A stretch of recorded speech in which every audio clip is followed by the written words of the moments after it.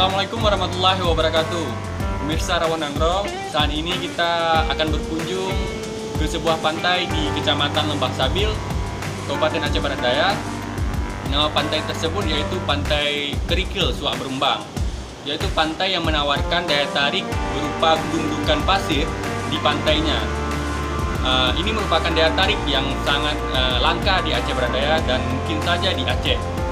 Penasaran dengan keindahan yang ditawarkan? Mari ikuti Rawan Nanggrong menjelajah Pantai Kerikil Suak Berembang.